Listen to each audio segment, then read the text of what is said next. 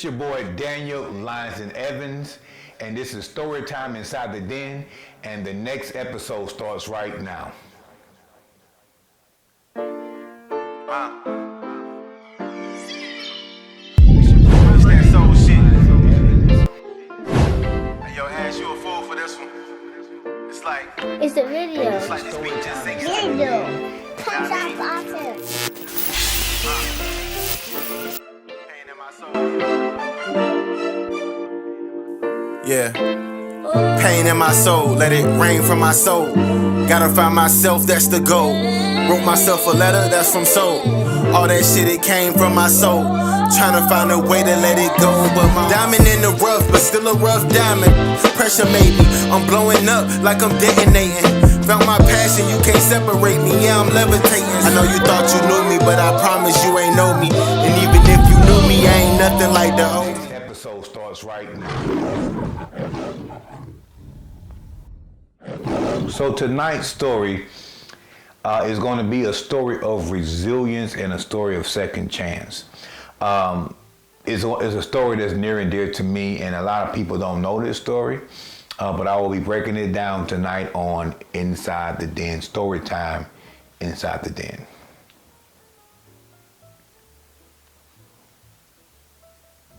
To break down this story, you have to first know where I came from in terms of how I became to be. So 2003, 2004, well, 2003, I got out the Marine Corps, and I was I didn't have the desire to sign another contract to renew to re-enlist. And so I wanted to do something that I could still be important enough to wear a uniform and be respected. I wanted to respect that badge and things like that. So I wanted to become a highway patrolman, a state trooper.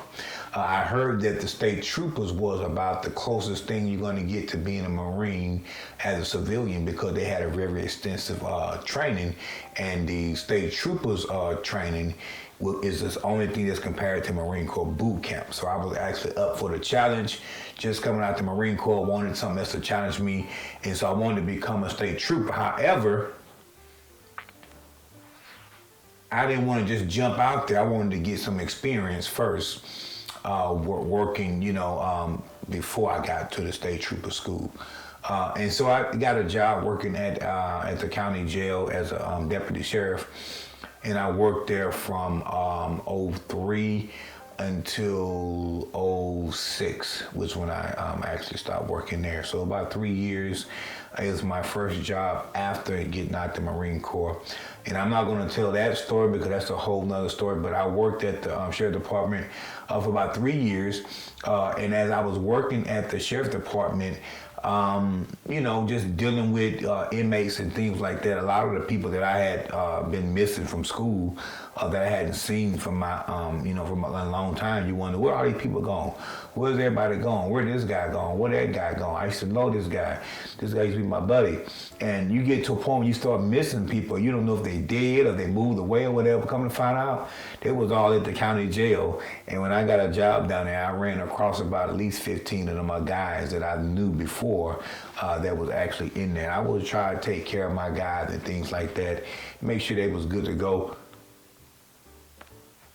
And I'm not going to tell this story right now about my time I spent at the Sheriff Department.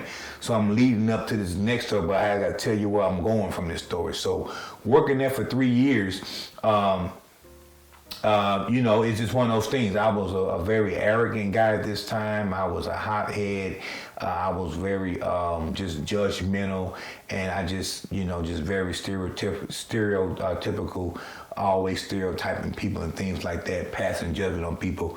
But you know that when God wants you, He will find you where you are. And at this time in my life, I was running from my calling, so to speak, not really wanting to be noticed and being recognized as a preacher, thing like that. I told you the story about coming up and being bullied as a kid. So at this point in time, I just want to do my own thing, and I didn't want to be associated with no type of preacher. So I'm actually in the prison, and I had a good reputation, but you know, my coworkers gave me the reputation of being a butthole. I had to be stern and firm and to deal with these inmates. I felt like I had to be that way so they can respect me. So, you know, you can't go in there and being all timid and being intimidated. So I just kind of had to develop a little tough skin. Took me back to my Marine Corps days, and so I was actually able to maintain in that environment. So there was a guy, Jesse Lee Williams, rest in peace, got arrested, and they brought him in, you know, from, I think it might have been Gulfport. A police department brought him in, and you know, the night he came in, I wasn't even working that night. Three white correction officers brought him in the booking, and they had a field day with him. You know, put him in a restraint chair. You know, this is the first time I'm telling this story on camera, so just kind of go with me a little bit. They put him in a restraint chair, and he ended up dying, you know, after he got to the hospital, because they was abusing him and beating him and stuff like that. And so his family sued the county and won. They got the money, and then so his case sprung about an investigation. And you know, it was kind of like a witch hunt. Everybody was wrongful death. Everybody was trying to figure out how they can get in and win and stuff like that. And so they had a witch hunt going on.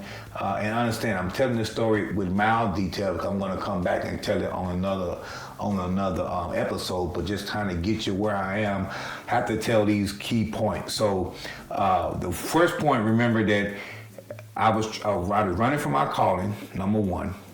God had been calling me this whole time, and it was almost like that Verizon Wireless commercial back in the day where he was in the woods and said, "Can you hear me now?" And it was like, good. And so God was calling my name, trying to get my attention, but I wasn't able to hear because the connection was static. Understand that God will meet you at the point of your need, and he will keep calling you until you respond. And at this time, he was calling me, but I wasn't responding.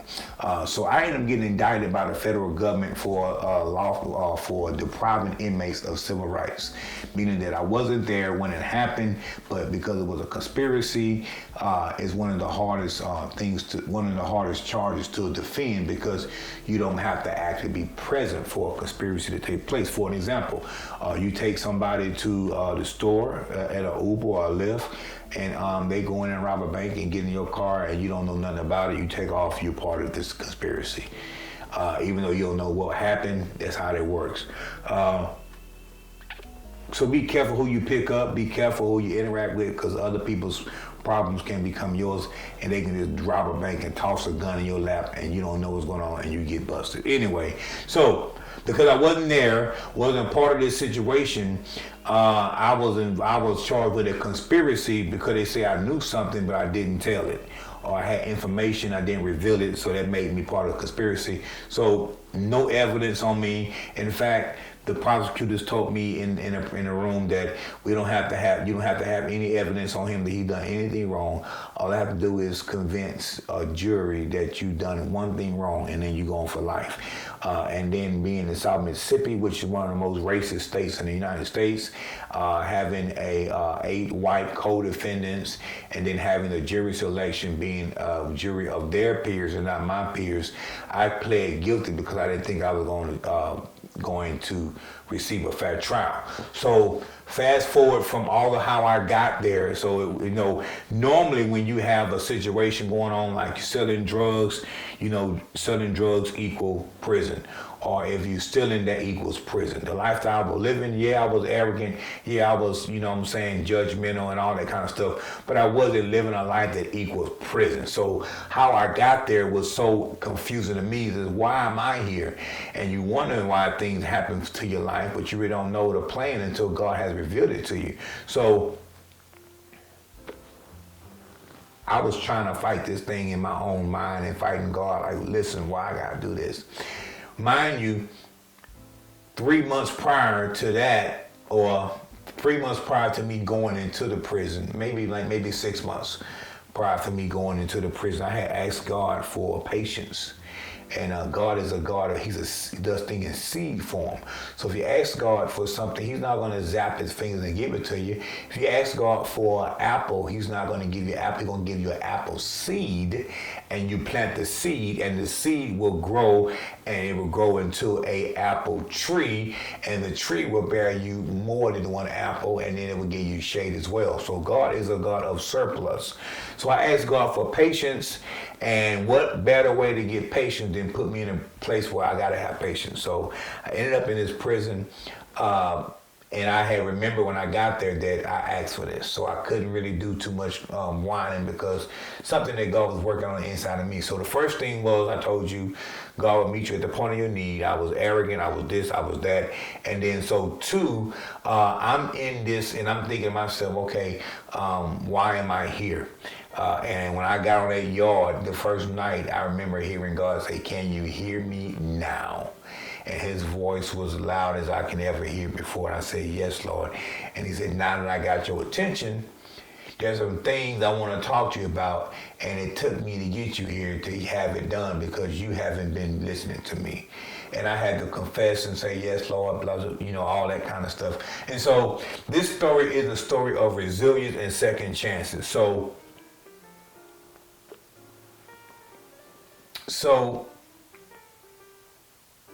I self-surrendered to the federal prison in Fort Worth, Texas. I was excited. Well, I wasn't excited, but I was comfortable with going there because I had an auntie that was on the police force in Fort Worth, and she assured me that, "Nephew, I got you. I'm gonna be able to come and see you, blah blah blah, because I'm right there at the place." I was like, "Okay, I'm coming. I'm gonna be around family." My cousins out there, they can be able to come see me. I'm thinking that I'm set up for, I'm gonna be all right. Me and my dad was close at this time. We was thick as thieves, man, and all that stuff ended when I went to prison. So that first night, I'm literally walking around thinking like, man, how did I end up here? I'm looking at those barbed wires on the top of those fences and said, man, this is real. This is real. But funny, the first night, it was like the weight of the world had been lifted off my shoulders. I was somebody that had 2 full-time jobs, working security, armed security one, unarmed security one job, taking care of a lot of people.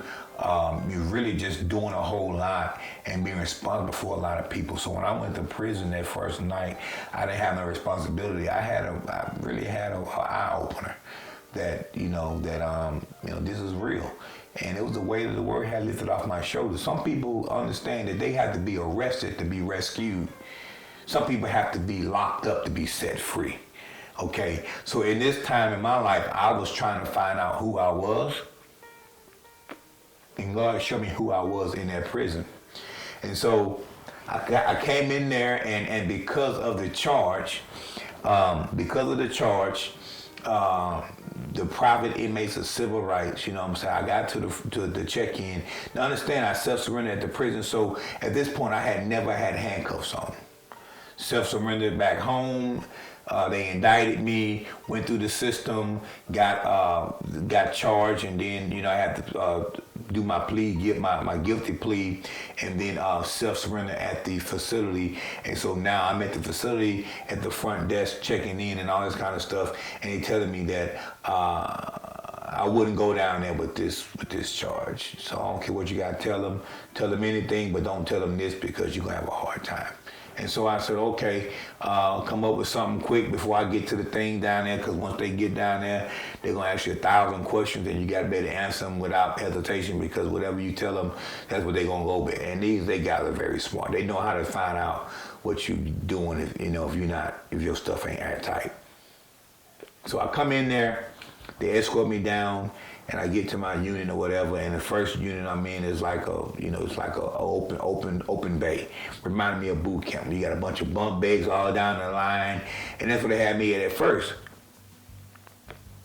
And at first it was, I couldn't argue with them because they've been doing their time. I'm just coming in, doing my little time. They actually gave me 36 months in federal prison. I got sentenced to 36 months for a conspiracy to deprive inmates of civil rights. So, bam, you're gonna know more and more about the Lions Pride once I still tell these stories. So, day one was rough, you know what I'm saying? I was married to my second wife at the time, and I had gave her an option. Look, before I go in here, look, if you feel like you ain't gonna be able to make it the whole time, look, go ahead and walk away from me now.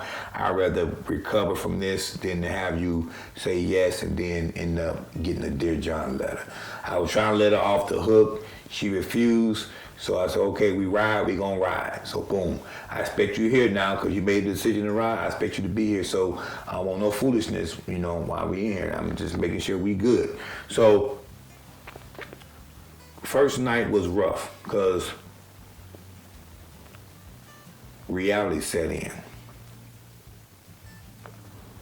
My auntie told me that she was gonna be there for me. My dad told me he was gonna be there for me.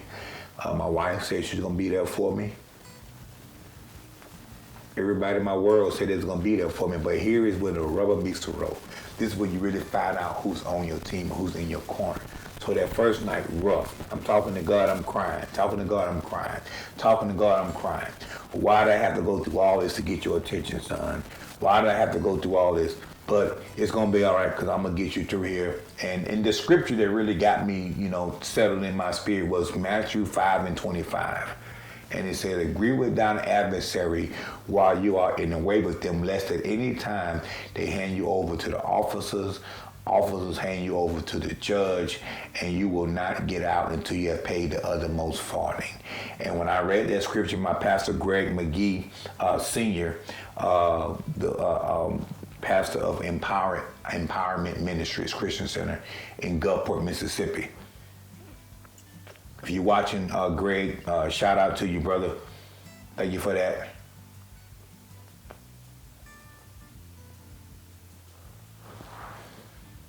This bad boy.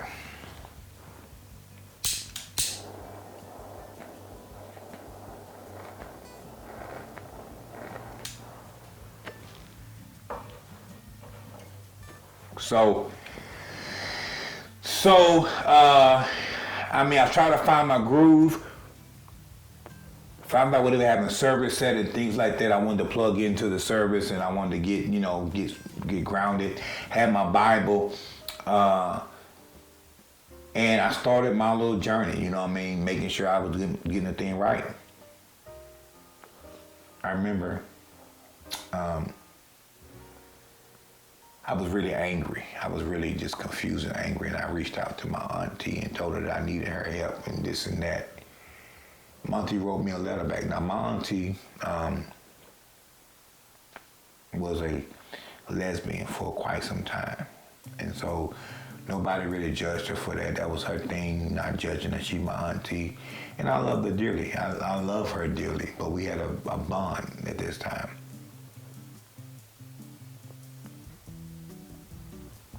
The letter I sent out, any response came back to me pretty harsh. On the lines of, nephew, grow a set of nuts, quit whining, complaining, and that's all I heard. It was a bunch of other stuff, but I heard grow a set of nuts and suck it up and quit whining and complaining like I had done this before.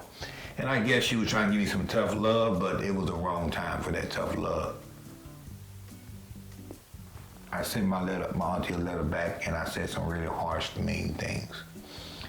I do apologize, and I do want to ask for your forgiveness, but I will tell the story as it was told, as it happened, you know what I mean? So I told my auntie, for you to tell me to grow a set of nuts, I was born with these nuts.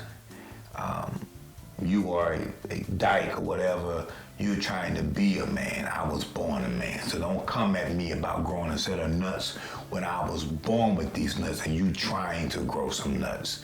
So that was the first strike right there. Second of all, I told her, consider me dead. You ain't got to worry about, you know what I mean, Bob, you know, doing whatever because, you know, you feel like you lied to me, whatever. It's all good. And that right there sealed the deal for us to destroy our relationship. Because after I said what I said, there wasn't no coming back from it. Like I say, said some mean things to my aunt. And if she forgive me, I do apologize, Auntie. But you know, it was a time where I was just going through. And then I had to kind of get settled into where I was at. Man, it was crazy, man. I started, you know, really digging into the Bible, man. Found out what my name meant, the meaning of my name, and all that kind of stuff. So I had this young man come to me one day. He was watching me from a distance, and came to me and say, "Look, I've been watching you. I want to know if you want to come in and be my roommate, because I need another roommate. They finna move my cellie. They call them cellies. The door was open. Wasn't no prison bar doors. It was a camp, low level security. So it was like a kind of like a dorm, college dorm. So he came to me and said he wanted me to move in. They made the change. I moved in because he said, "Oh, you always at church. Either you in a church or you in a weight yard." I was about 300 pounds at the time. I had kind of got big, but I lost 100 pounds in 6 months by going to the gym twice a day, eating once a day, studying my word. So I was a beast in there, and they was watching me. So the first guy say, after about 3 weeks in that open squad bay, he came in and said he wanted me to move into a room. You had to be privileged to get into a room, because otherwise you'd be in this open squad bay, open dorm type thing. So, yeah, I agreed to go into the room, and I started like I say, I was still doing my thing. He was happy because I wasn't hardly in the room. He didn't have to share the room a whole lot. I was always gone, and he got his freedom, you know what I mean? But, you know, things changed and stuff. I started working on my Bible studies and my consecration. I was in the room more, and, you know, he was kind of getting a little bit mad. Man, I thought you were going to be out doing stuff. Why you in here more than me? I mean, what you want me to do? I'm in prison. Where can I go? You know, want to be in my own little spot. I'm an introvert normally, so naturally I'm an introvert. So why wouldn't I want to be, you know, in my spot if I'm here? But so that was the first little issue. It was kind of like a little gnat in your ear for him. Me being like that was kind of like a little gnat. So, but I didn't want to piss the guy off, because I'm just doing my time. I'll be gone. He had done like 12 years, and he had like maybe 10 more years to go, you know, so I ain't gonna piss nobody that kind of time off. Anyway, told my story. He asked me, "Hey, say, man, hey, man, what's your charge? What you in for?" I came up with this story. Look, man, I had some embezzlement going on at this. I worked at Circuit City. Had some embezzlement going on. It was over 100,000, so they got me in for that. Oh, okay, that sounds about right. So tell me what happened was, and I got all this to ask me all these questions, man. So I had to kind of come up with a story to tell him what happened, and really what happened was my cousin. I have a cousin that got charged with that, and I was kind of using his story to make my story, so I don't have to be worried about, you know, fighting these jokers in prison, you know what I mean? So it was crazy, but so I mean, I joined the choir and the quartet group in the choir and stuff. I wanted to get back into my singing, and that was the kind of way to kind of pass the time. You do things in prison to pass the time. So I started my ministry, and so after about maybe 4 months, you know, this guy named Chris Johnson, he comes to me and say, "Hey, bro, I've been watching your walk. You're pretty straight up and down. I don't see you living a double life. Your wife came to see you for your visit. You don't have to put one person coming to see you." And he was like, I want to be your disciple." Wait a minute, you want to be my what? I want to be one of your disciples. Dude, I ain't got no disciples, bro. I'm just trying to do my time. And I know I want you to teach me the Bible. Can you teach me the word? And can you just teach me the Bible? I said, yeah, I can teach you. Because he saw me having Bible studies and stuff like that. So that wasn't a problem, teaching him, you know, breaking the word down. Now, I have been known to be a very good instructor because, for one, I was a marksmanship instructor for the United States Marine Corps, teaching Marines and recruits how to shoot the M16A2 service rifle and the Mark 9 M9, the Beretta pistol.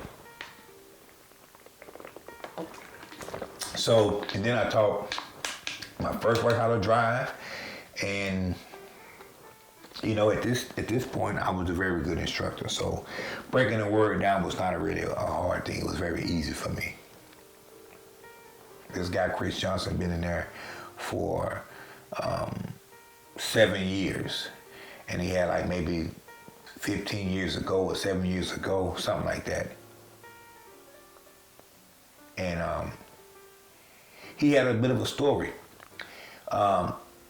You know, being a very small and small guy, he had that big man complex.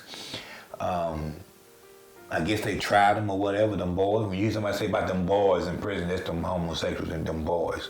That they, you know, at nighttime they be doing stuff in the bathroom that you know, that you wouldn't believe. But I guess they had tried him or whatever, and for whatever reason he had a reputation of being part of them boys.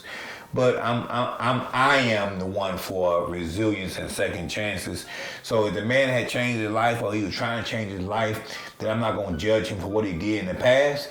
But he came to me for help, so I was going to help him. And so sometimes helping somebody may cause you to be labeled the same thing that they are, because birds of a feather, normally they flock together. This case, he came to me. So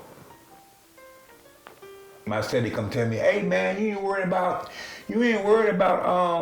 what they might call you by hanging around him. I said, dude, I ain't really not, man. I'm just trying to do the Lord's work, man. I'm trying to do my thing. And he was like, oh, well, yeah, when you hang around them boys, man, they might try to mess with you. Nah, I'm good, bro. So that was one thing. The second thing was, the more I started working with this guy, the more other people wanted to join the Bible studies. And then before you know it, no lie, I had 12 jokers following me around that prison, claiming to be my disciples. I had started growing my hair out. You do things in prison to pass the time. I went in with a fade, and then I started growing my hair out to keep time. 1 month, 2 months, 3 months, until it got to like a fro. And then after a fro, I ended up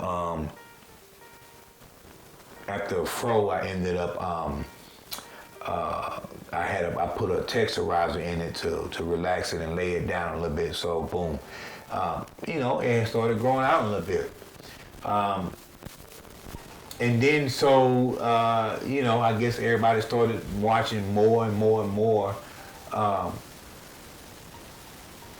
And then I had all these guys, and then, you know, it just started like becoming like a thing. I had my hair long, and then the Mexican guy would call me Negro Jesus. Negro Jesus, Black Jesus, because I had a beard and everything. It was longer than this right now. So, I don't know, man. They had this law come out, 65% law. If you got in trouble for about drugs and stuff, there you do 65% of your time, you get out early and stuff like that. And in the federal system, 10 months is a year in the federal penitentiary. So, yeah, like 10 months is a year. So, around this time, Chris came to me and said he wanted to be saved. And he wanted to learn how to, you know, get saved. So I actually went through the sinner's prayer with him. And like I said before, I never knew what God's plan was for me in that time. But at this point, I knew that he was working with me to get my strength back spiritually and to start this ministry. I was doing Bible studies. I was talking to other groups of people in there who wanted to talk to me and stuff like that. And I wasn't being boastful. I was just being humble as I could be. They saw me drop a bunch of weight, 100 pounds in 6 months. I was working out twice a day, you know, doing my ministry, doing my studies and all that kind of stuff. And still me not knowing why I was there, I had to start developing, you know, more of a relationship with God. And God was working me through these things and his patience. Now, when I first got there, I was trying to write my congressman. I was trying to write everybody to get me up out of here. And God told me, you're not going to get out of here until you have paid the uttermost for it. And so when I started accepting my time, when I stopped trying to get out of there, when I stopped trying to manipulate the system and trying to get out of there, when I stopped trying and I just let God take me through these things, that's when he started my clock. That's when he started my clock. He started taking time off my sentence behind the scenes. I didn't know it, but that's what he was doing. So I would have these dreams because my spiritual gift is the gift of a prophet. So I would have these dreams and about people in my family. And when you're in the prison system, communication through the mail is about 5 to 6 days long. You write a letter on Monday, they won't get it until Saturday. So whatever happened, by the time they get it, it's over with. And so, but I would have these dreams about certain things, and God would use my dreams and started teaching me how to interpret dreams. I was interpreting dreams. I was a dream interpreter. I've had some really bad, dreams where I was like, thought it was real and things like that. So I would have these dreams, and I would write home to my mom about these dreams, and when she got it, she would tell me that it happened. And then it happened all the time. I done seen one of my cousins, drown when I was in there. I dreamed about that. I dreamed about my uncle, my step granddaddy passed away when I was in there. I dreamt about it. So after dreaming about so many different incidents and things like that, you kind of become a burden because you don't want to know all the bad stuff that's going on outside because God is entrusting you. And you know what they say, a prophet is without honor in his own country. So God was using me in a way that people didn't even realize, even behind those walls. And people would start to get offended. Why you think you know everything? You got that jailhouse religion and all that kind of stuff, which that wasn't the case. But I was just exercising the part that God had that gave me. So I had got to a point where my wife had called me up. She didn't call me. Let me stop that. I was on the phone with my wife one night and she had lost her keys, her car keys. Rest in peace, Tasha. She had lost her car keys. And I went to sleep that night and dreamt where those keys was. Woke up the next morning, called on the phone and said, "Hey, have you found your keys?" She said, "No." I said, "Your keys are here." I told her where to find them. She found the keys. Boom. It was like that. One day I remember I woke up, my hand was hurting me. All these fingers right here, these 4 fingers was hurting me, like the bend of my hand. And I woke up and like, man, my hand hurt me real bad. And I had called my wife and I said, "Hey, what's going on? How you doing today?" and all that kind of stuff. And she was telling me what happened to her day and said that she had slammed her hand in the door. And I said, "Wow, my hand been hurting me all morning." Or I had told her that, she was wrong. I said, "My hand is hurting me. Across my hand, all 4 of my fingers are hurting me. It's throbbing real bad, like my hand has been like smashed or something." And she said, "Oh my God, what?" And she told me what happened. She slammed her door in the door. Her hand is in the door. So those things like that, God would just be working on. He would just strengthening me. And I just started having all these different dreams. And I just said, you know what? Until I go home, I don't want to have any more dreams. And I just told God, kind of put a pause on the dream because it was just really driving me crazy to dream about these things. And then my mama writing me, "Well, your cousin died." I said, "Wow." "Well, your uncle died." "Oh man." It was just back to back to back. And so they passed a law. Chris Johnson was getting ready to go home early. He took 5 years off his sentence. He had a year, maybe 2 left. My time was short. I didn't have much time to go to begin with, so it was I'm on borrowed time, I guess. But Chris, he would be my shadow. Everywhere I go, he would be my shadow. I done prayed for folks in there. I done witnessed all this different stuff in there. And God done used me in this way to get this boy saved and help him through the sinner's prayer. And so it was 2010. I done predicted Barack Obama winning the president because the Barack is in the Bible. I done broke all that stuff down. I'm like, man, wrote a book while I was in there, writing a book while it was happening live and things like that. That book has not been released yet, but it will be coming out this year, Pride of the Lion. I changed the title to that book. The book original title was Called to the Ministry from Conception to Acceptance. So that's been sent out 2010. Now it's 23. It's been 13 years. That book has been waiting to be written. It's been writing itself all this time. So now I got to go back into the lab, and it's got to come out. I'm changing the name, Pride of the Lion, because that's why I discovered my lion's pride and stuff in prison. So Um, I became popular in there as far as like singing in the church, and then being on the yard, the weight yard, lifting weights and stuff like that. I went on a fast one time and didn't have no food in my body, but still lifting like 400 pounds in the weight yard. No food. After I lost that 100 pounds, they thought I was on some kind of drugs or something. And I'm like, no, I'm just doing my thing. I just been doing this. Having those 12 guys follow me around like my disciples, I had black guys, white guys, Mexican guys, all of them was really close to me, and I really appreciate those men because they helped me do my time. But I've had opportunities to do wrong. I just haven't never done it. I just want to do the right thing. So I get ready to leave. I left on April 1st. I thought it was April Fool's joke. I thought it was. The day before I left, me and my guys lined up in a line, man. It was telling me goodbye. It was crying and everything, man. And it was just really hard because I had started developing a relationship with those guys. And it was like a brotherhood. It's like I've been close to my teammates I played football with. We grind together. We became a bond of family. That was my first family. Then I bonded with my guys in boot camp because we was going through something together, and that was my guys. And then now I'm actually in prison to develop a relationship with these guys, man. We done bonded together. Now it was like, man, I gotta leave my guys behind. So I would just be really upset and sad when I had to leave the guys I had bonded with. Talked to my cellie before I left, and he ended up accepting the story that I told him, and he was good with it. But I remember one of the officers one day called me to the office, was like, hey,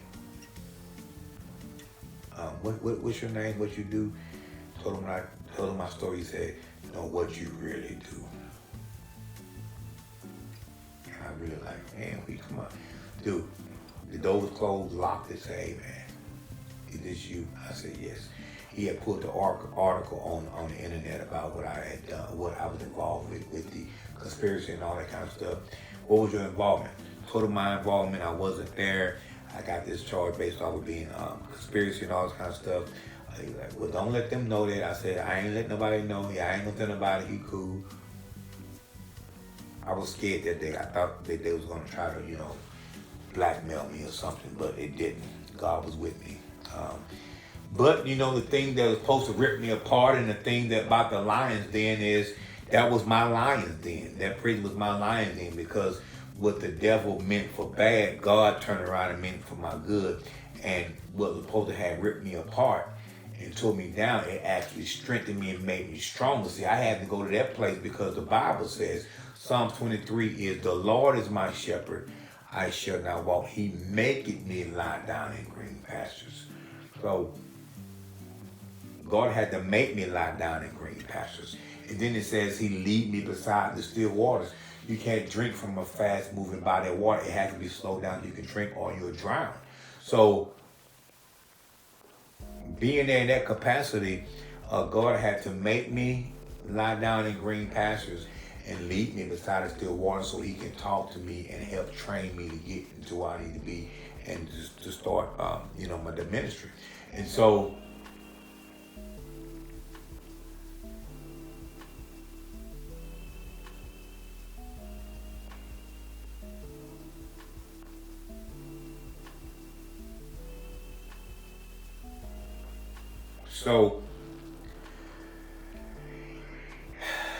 I thought they were playing a trick on me, April Fool's jokes. April 1st, I got up out of there. Still got released, no handcuffs. Still haven't been handcuffs. So I literally went through the whole prison system as a federal inmate without ever being handcuffed. Never being handcuffed. When they had me on TV, on the news before I left, back before, they had me, I was embarrassed, had to be on camera, but I didn't, talk. Then after I went and did my plea thing, it was out there, the news was out there, I had to talk, but I wasn't in handcuffs.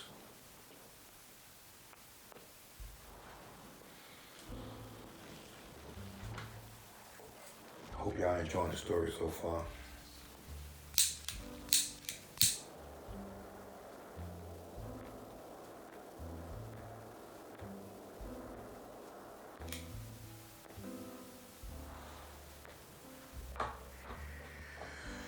So I get ready to leave, and everybody talking about how much they're gonna miss me and all this kind of stuff. And one of the guys in there, Pretty Tony, he was a pimp, asked me, say, so Evans, would you see yourself ever coming back to a place like this, or do you see you will be back here again? I said, nope. Why you say that? Because I don't do nothing like that. I say, only I'll come back through these doors if I'm coming back here preaching, ministry. That's only I'll come back. So you're not against it? No, I'm not against it. I will definitely come back if I got the opportunity to come back. And that still hasn't been still remain to be seen. If God called me back to go do that, I will definitely go tell my testimony, tell my story and all that. So I know those guys in prison. I know what they go through. God was preparing my ministry to deal with people that I'm dealing with already. So I have to be able to talk to the inmates. I got to be able to talk to people because I was an officer before. Now I was an inmate. So I've been on both sides of the fence. So God had to take me through this journey so me to feel so I'm not being so arrogant. Now I'm humble. Can't judge people because I was judged. And I thought that everybody in prison was guilty. Found out that wasn't true. And I found out once you're a criminal, always a criminal. That's not true. I had to learn these lessons the hard way. See, God took me to the school of hard knocks on this one. So the ministry that I have and anointing on my life is real because it was birthed. I have been through the fire. So when you see me as a Lion's Pride, you don't know that I've been through this. I've been through the fire. And I've been inside my actual lion's den. And instead of being afraid of the lions, I had faith in God. And God made those lions sit down. And he shut the mouths of lions, which is a chapter in my book, Pride of the Lions, shutting the mouths of lions. And so when those lions became my protectors, understand God will turn your enemies and make them your footstool. So the whole time I was in there, God was preparing me for such a time as this. And so right before I got out of there, I hugged all those guys and called them my brothers and gave me their numbers and everything so I can keep up with them and everything. And God found favor in me during all of that. And so I remember getting home and I went to the halfway house and they sent me, so I did 2 years, 2 months, 2 weeks, and 2 days. That's how much time I did in prison. They gave me 36 months. I did 24 months to the day. And I got out early. And I was supposed to be in the halfway house for like 8 months or something like that. That's what my paperwork said. Go to the halfway house and started my plan to get back my life back and everything. I had a job at Halter Marine, which is right there next to Ingalls in Pascagoula, Mississippi.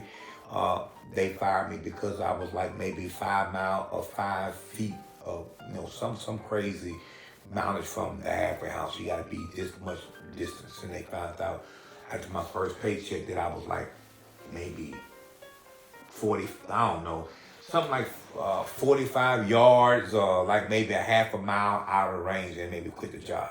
So I had started my lawn care business. This is where the entrepreneur was born.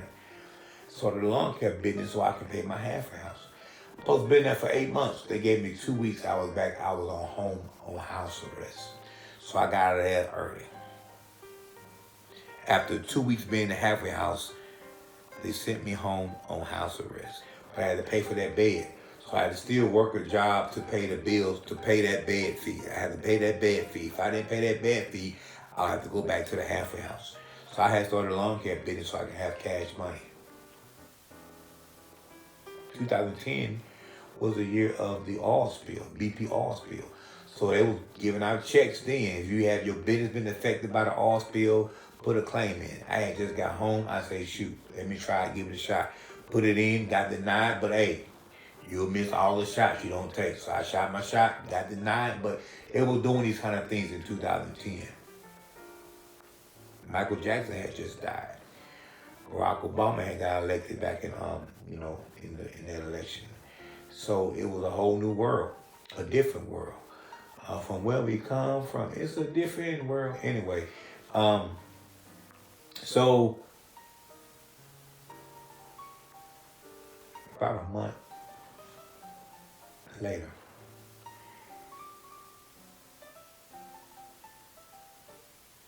I get a phone call. And the lady says, "Is this Daniel Evans?" I said, "Yes, ma'am. How can I help you?" My name is Miss Johnson. I'm Chris' mother. I said, oh, ma'am, it's nice to meet you. Oh, my God. How are you? She said, he told me so much about you. And she said, I want to thank you. My son brag about you all the time, and I just wanted to talk to this guy and meet who this guy is. And, he's in Oklahoma, by the way. He's from Oklahoma, Stillwater, Oklahoma. And you know that story in a little bit, too, about the significance between Oklahoma.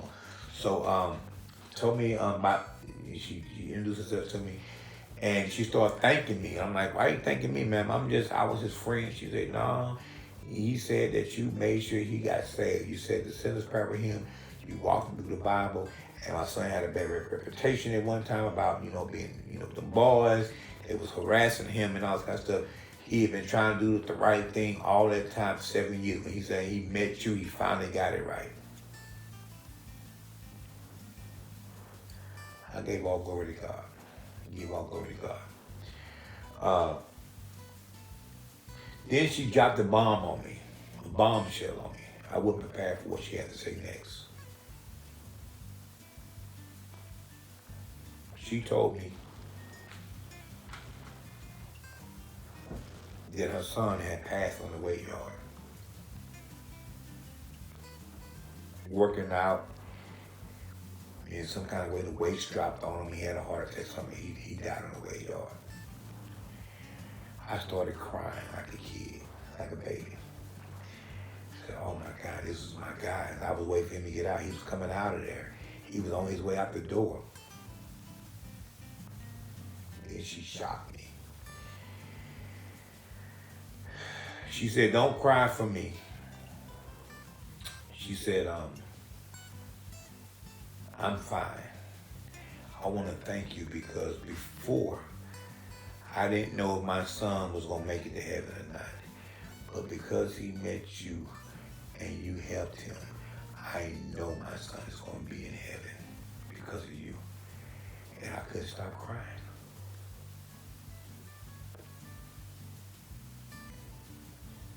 Think about if I'd been hard-headed and disobedient to God and I was in prison.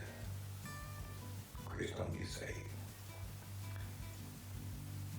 What if I don't even go to prison at all?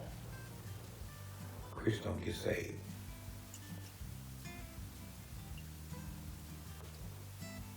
Then God told me a scripture. And he was talking about, I will leave the 99 sheep to go after that one. The good shepherd will. And the reason the 99 already belong to you. The 99 knows you. The 99 ain't going nowhere.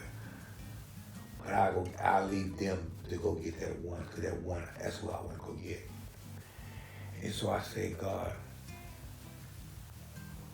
was this your one? He said, yes, that was my one. So God orchestrated me to go through prison into the lion's den to save a soul that had gotten lost. And he used me to go after that one. God floored me with that responsibility. Said, you are a seed sower. You sow the seed. I will send somebody else to do the rest of the work, but I will get the increase. So when I was in prison, I was there for Chris. I went to federal prison to help Chris get saved. I thank God for the opportunity. That was the first that's the first time God had used me in a mighty way like that. So I promised him I was going to go see his mom and everything, and she was in Oklahoma. At the time, I didn't know. I didn't realize it first. I didn't know. But God preserved me for that opportunity, for that one time, for that chance, that opportunity. You never know when God's going to call you. Because while we think that we're doing one thing, God has a different plan and a different purpose. So he will preserve you. He will save you from yourself sometimes. You don't know if you had a bullet with your name on it. God chastened the ones he loved. So you wasn't arrested, young man. You was rescued. And when I went there that first day, the weight had been lifted off my shoulders. God said, give me the weight. I got you, son. I had to be locked up to be set free. And that's where the Lion's Pride was born, inside that prison. Daniel Lyons and Evans was born inside that prison. God had to walk me through these scriptures to show me who I was. And he showed me all the men that had been falsely accused and been went to prison. He told me about Joseph, how Joseph was sold to slave by his own brothers and put into prison, and then the prison into the palace, and then the palace he lived to save his family. And the one that put him in there had to come back to him. He showed me John the Baptist getting beheaded for the gospel. He showed me Jonah in the belly of the whale. He showed me Job that lost everything, and that God was bragging on him. He didn't go through nothing on his own. He went through that because God sicked the devil on Job. He bragging on him. And then he showed me Jesus, who, when he was going through his thing, never tried to defend himself on that cross. He yielded his will for the will of God. And so I cried for Chris because that was my friend. That guy trusted me. That was my friend. God trusted me with him. God trusted me with his soul. God trusted me with his spirit to help him get to the next level. God trusted me. And God still trusts me.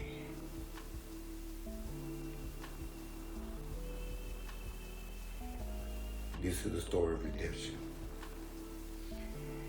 Because I remember after I got out of prison, and some negative people, some people still negative right now about that situation, but I'm transparent. You can look it up on the internet about Jesse Lee Williams and the whole thing. My story is there. It's on the internet. You can look at it. I'm not telling you no lies.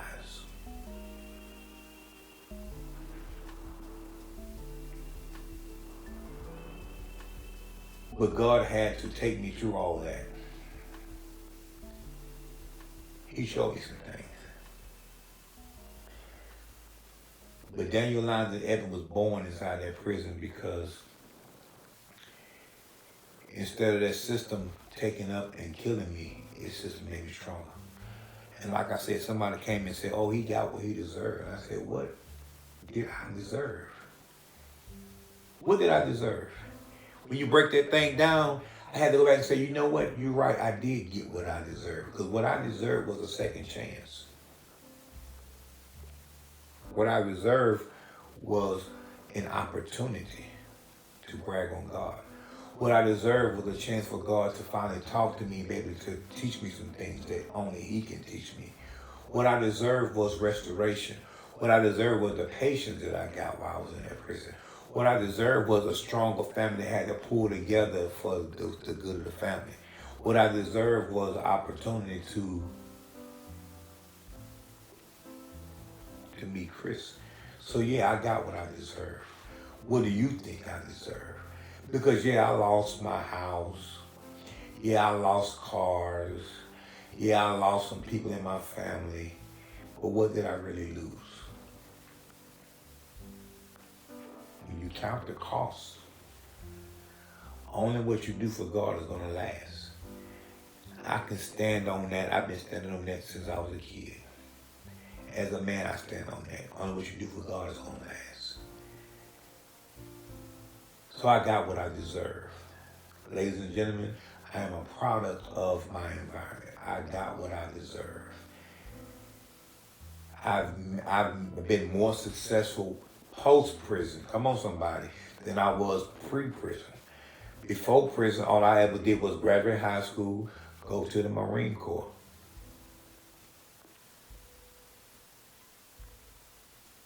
Became a father. Post prison, what you see right now. So don't let nobody tell you that if you got a record, you can't get a good job. Because I actually done had plenty of good jobs since I've been out of prison. But I told the story about the best interview of my life. Go watch that story when I tell you about how I was told no and I got turned down for a job and God told me to quit crying over a job. You own a business. So what did I deserve? I deserve to maybe talk to another fella and say, hey man, it's okay. Because that's how entrepreneurs are born when you are faced with adversity. I started my first legal business in that lawn care business, and I started because that was a thing that God had put for me to do to get me to the next level. Entrepreneurship at its best.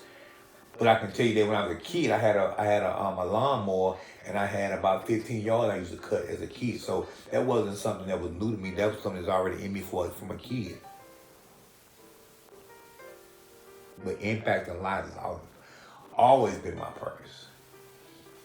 That's what my name means, Daniel. God is my judge, judge is God. That's what my name means. That's my purpose in life. To encourage you. That's my purpose, to encourage you. To let you know that there is another option. There is a second chance waiting on you. Stop blaming the white man about holding you down and he ain't let me do this, because it's not true. I'm living witness that the white man ain't ever held me down. We hold ourselves down as people, as men, we hold ourselves down. You can stand up and you got another chance coming. So, I'm able to tell you all that you can still be a productive citizen as a convicted felon. You can be a good father. You can be a good husband as a convicted felon. Life don't have to end, it can start. You make up in your mind what you want to do with your life, and it can start right now. It can start right here. This is story time. I'm just telling you a story that happened in my life so you can understand that everything that you think you know about me, you have to dig a little bit deeper. But I was a diamond in the rough, but I'm still a rough diamond. You think you know me, you don't really know me. But now you are learning who I am. And to the Johnson family, my blessings to you all. I pray for you often. I think about you often. I think about Chris all the time. He was my friend, like I said before. And he trusted me. And I pray that I see Chris again on the other side. To all the ones that were there with me. Benny Patterson, Cephas, choir boy, church boy, whatever they call him, Sip.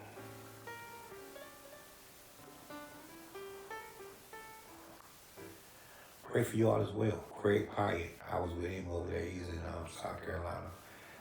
Craig Pyatt called me Suge Knight. He looks just like Suge Knight. Became real good friends, been friends to this day. We fell out a while back for some stupid stuff, but we back. Good guy. But I've met some really good people in prison.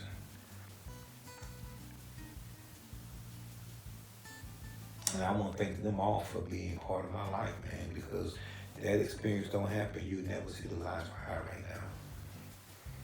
And I was thinking to myself the other day, I said, man, this is ordained because the first millionaire I met was my childhood hero. You don't do those kind of things without having a purpose behind you. Going to prison was one of the best things that ever happened to me. Going to prison was one of the best things that ever happened to me. As a man.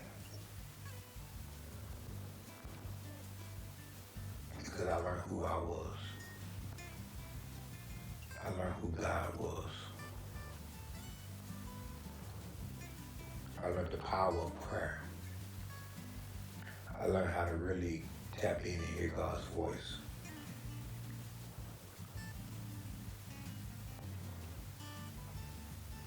And I learned the power of that one. Where two or more gather together in his name, he's in the midst. He will leave the 99, look who he gets that one. And if somebody asked me if I had to do it all over again, would you do it? Like I really have a choice, right? If I had to talk to God and negotiate my life and redo some things, and he asked me about this part, what about this part? You want me to do this? No, leave that part. It's easy saying that right now because I've already been through it, but if I had to go through that again, would I be willing to? I think I would be. I learned a lot about who I was in that prison. And so it's going to be part of the book, Pride of the Lion, coming soon, 2023, along with the brand, Lions Pride Apparel. You can get that now. And always, comment on this show. Tell me what kind of story you want me to tell. And you can register to win your free customized jumpsuit of the Lions Pride Apparel. And join us every Wednesday night at 7 o'clock for a new episode where I'm telling different stories about my childhood and things happening in my life now. So you can catch us weekly.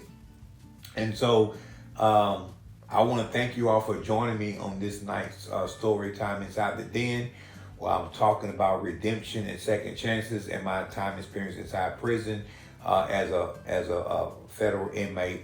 I have been an officer and an inmate, so I know both sides of the fence. And I want to thank you all for not judging me, leaving me an opportunity to be transparent with you all so you can learn more about who I am. And I want to join y'all. I want y'all to join me next time on Story Time Inside the Den. That's my time. Peace and blessings. And as always, you heard it from the den.